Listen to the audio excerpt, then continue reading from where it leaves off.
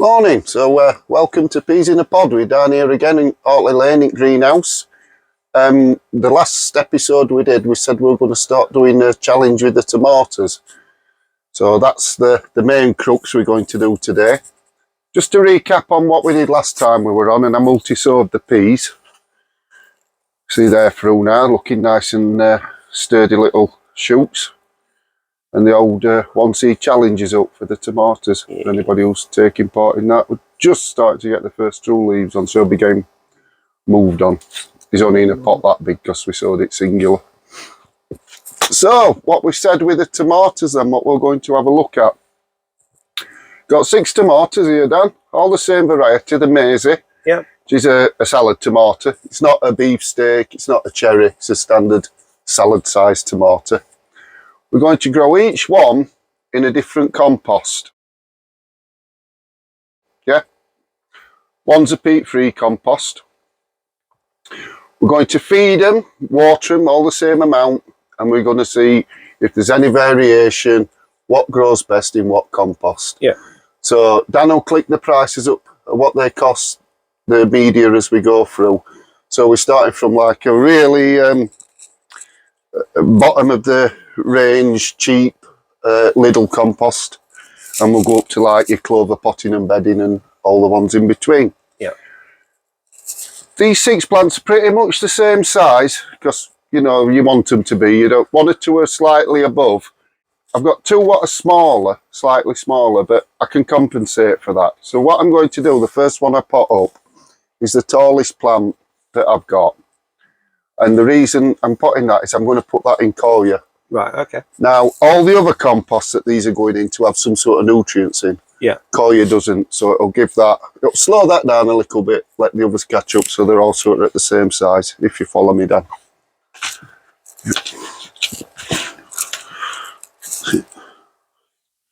And these are going from a 9 centimetre into a 1 litre. So the first one's in coir, Dan. Yeah. These were tomatoes that I set off quite early to get some cuttings off, and they're not quite there for the cuttings yet. There's no side shoots forming.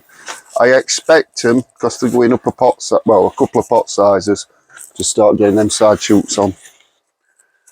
And these will be getting moved across to the other greenhouse, but that's going to have to wait a week. Yeah. Because they've tipped some really cold nights. And although that one has got heat on, it's a bigger greenhouse, so it don't keep it as warm as this one does. Yeah, I think they've said lows of -4, haven't they, this week? Yeah, Tuesday night, I do believe. Sit him in. And that is coir, so I'll put a label on each one.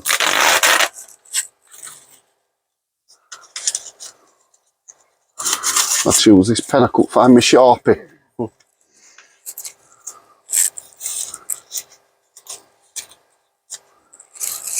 And then I'm just going to put a bit of tape on at the height it's at, so then we can actually follow the rate that they're growing compared to each other. Yeah. So these will they'll get potted up, they'll move on, but they're all staying in the same compost as what they're going into now.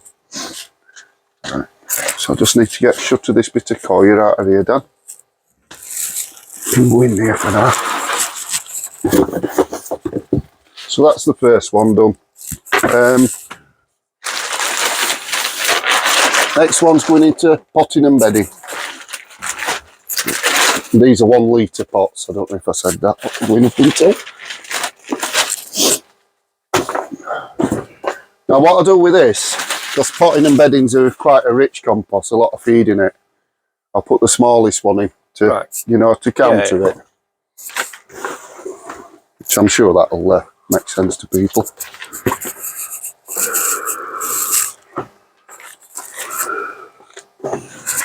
Yes, it's about time we're getting going with stuff done, isn't it?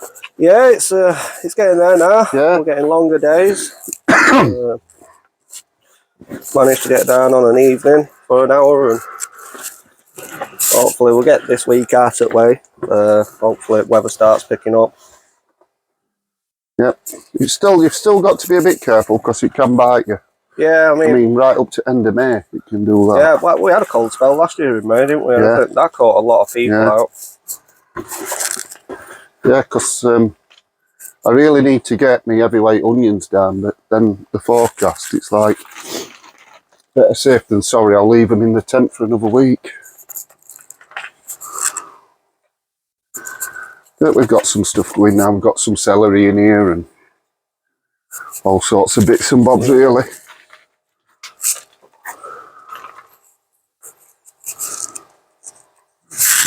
That's the potting and bedding.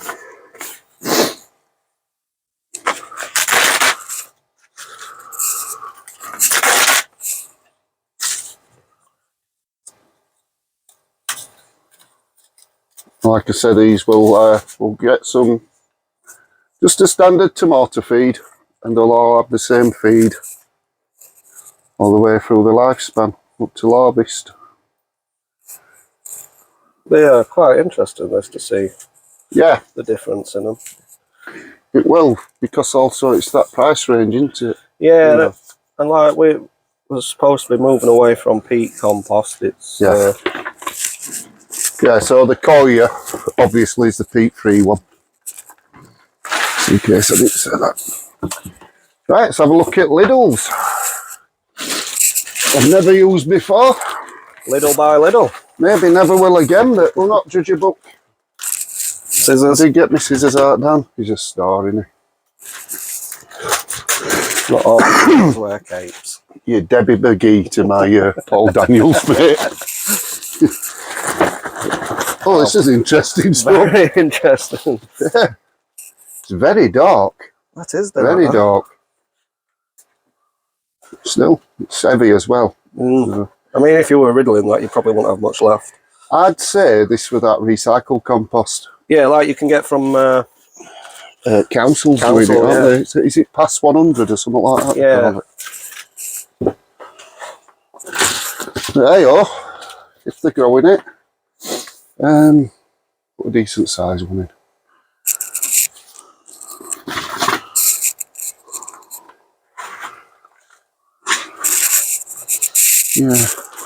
Yeah, they've got this as a multi-purpose. I wouldn't use it as a seed compost. No, I think it was about quite cheap actually. I think it was only about 130 or something. Yeah.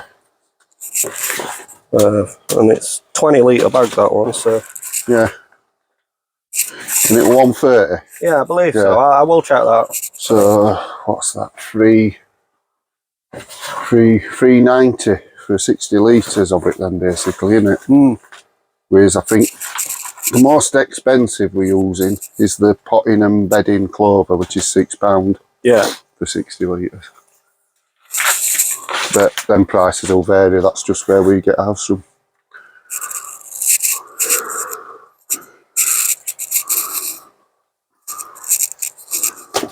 Top him up. We shall see. What we'll probably have to do is get a couple of bags of that, just make sure we've got it for going through. Yeah. So the other's quite easy enough to pick up as get from nursery. Coir's everywhere at the minute. Yeah. Well, seems to be. Well, Coir, you can even buy it at a supermarket now. Yeah. Morrison's usually have it in.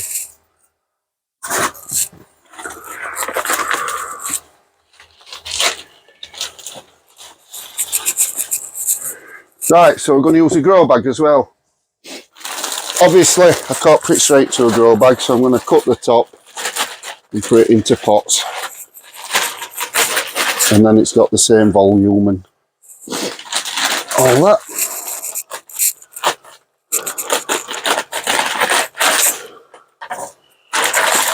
So this would be the second cheapest. This is £2 a bag. Yeah.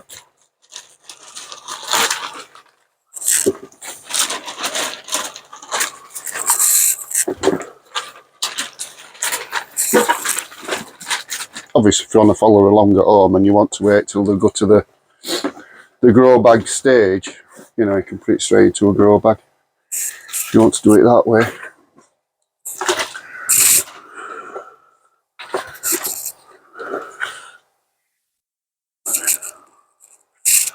I always find it with grow bags as well. It's like, I mean, that the one we've got here, it's a says it's a 4 plant grow bag. Yeah. I mean, if you were growing 4 tomatoes in that, you'd be a lot of watering, would it not? Yeah.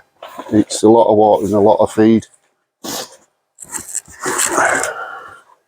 But the work, you know, because they've been using them a lot of years. But I think you'll find a lot of people are doing similar to what I'm doing now. They'll get grow bags, but they'll empty them into like your flower buckets and grow into them. Yeah. You know, but they are a cheap way of getting a decent volume of compost, and you can always add to it yourself. You know, like if I were doing this, not as part of a trial, but I was using grow bags, I'd be adding perlite to this. Yeah. And I'd also be adding slow release fertiliser just to give it a boost. But that won't be fair in the trial, so.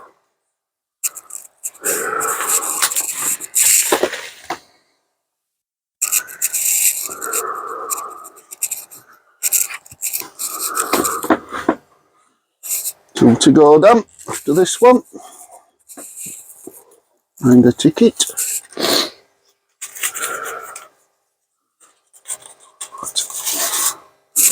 I'll just rewind because I didn't put any. Got the tape. Yeah.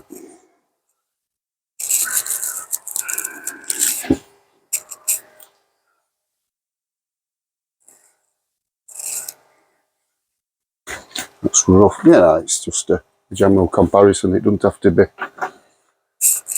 science. This again. Chuck it down here. Be right down there, innit? I'll get mixed in. So this is the multi-purpose. It's one of 2 multi-purpose we're using. I'll explain why when we get onto the last one, what the difference is.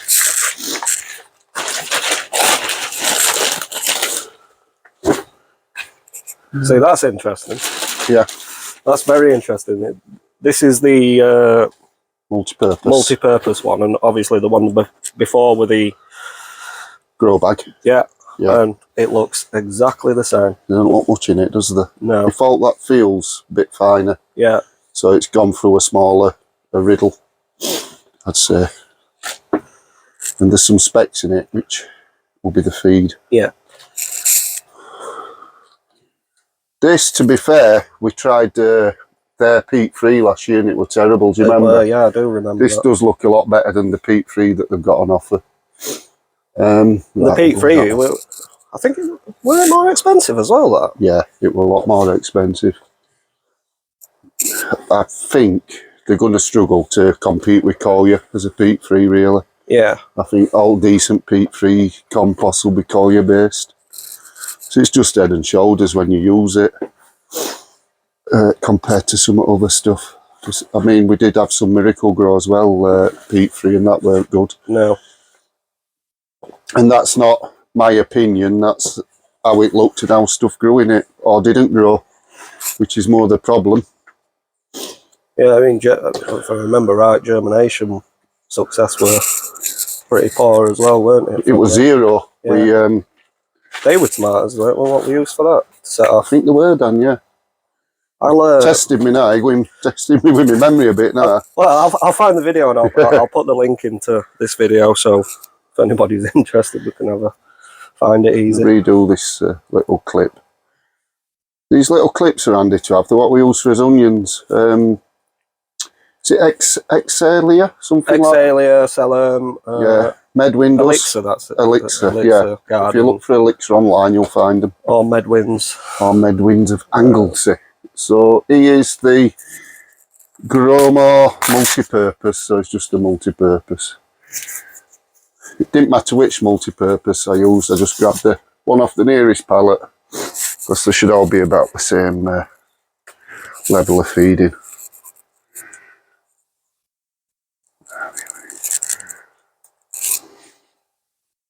And last but not least, Dan. Like I said, oh, don't do that, Dan. No. Back in there. Bad Martin.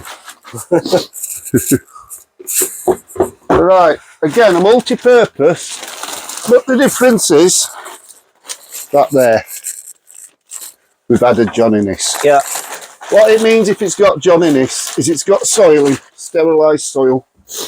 Yeah, because John Innes is a soil-based compost. You can buy straight John Innes on its own, but the only thing I find with John Innes is it's very heavy with reed soil. Yeah. Some plants love it. Most plants you can grow in it, but really you need to be adding a lot of perlite. I'd be going 50-50 with a perlite with John Innes. Yeah, and also the John Innes, they have, is it 3 different, 4? Yeah, because of the strains, so it goes 1, 2, 3. So your first one's a seedling one. Yeah. Then your first pot stage, and then obviously when you're going into your last pot, you go number 3. Move that away.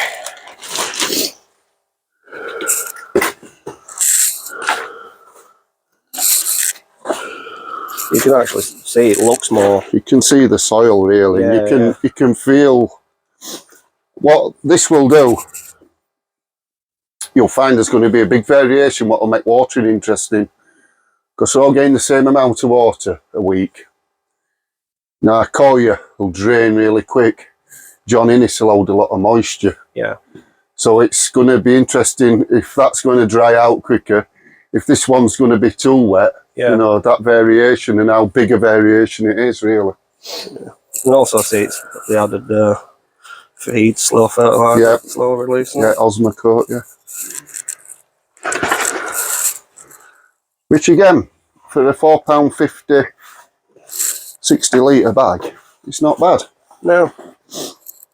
I mean, there's such a range, vast range of compost now and prices. I mean, you can go from stuff like that up into like Canna-Terra, which is going like £14-16 for 60 litres. You know, so there's a real big variation in stuff. I think we might have picked a good year to do this as well, Dan, because it's quite an hot topic at the moment, tomatoes in this country, isn't it? It is, yeah. It's, we haven't got any. Yeah, I don't know why, but we don't seem to have any. It's Brexit and all sorts of things, isn't it? I suppose the next thing to come off the back of that is the price of seed will go up, and you know, I know the shop's jumping on that, even though they bought the seed 2 years ago or a year ago. Yeah, there's a sell-by date on seeds, isn't there? So they've only got so long we can have them. It's like this year's, well, it's usually about 2 years, you know, like 21's usually 23. 2023. Oh, lost cane on him. Not to damage him, I've lost a leaf, Dan. That's a good start for this lad. Yeah. Or lass. So that's the last one, mate. That's MP plus JI, so multi-purpose plus John Innes. He's in there. I'll give all these a... Lost that one. Lost that one. I'll put a thing on in a minute, a bit of tape, so we know where we're at with him. So that's it. That's the 6, pal.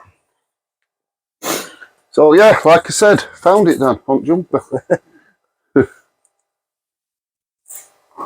We'll take all them through this season. We'll keep you updated, give you regular posts. I'm trying my best to kill this one. Who's even got my job, that. Who's even got going? It's my job. Yep. And hopefully you'll find it interesting, and it'll give you a few pointers. Not so much for this season, but for next season with the composts and which might work best. Yeah, if some of them are worth that £5 swing. Yeah. You're going from your most cheap, the cheapest to the most expensive.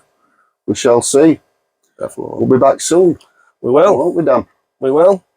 Enjoy, and we'll see you. We might do a post if I get it sorted. I bring my big onions down. We might just do a short, show them at greenhouse, and or I'm going to do them down here. Yeah, that's going to be the. It's a big switch from coming out of a grow tent with, like, you know, we were playing God.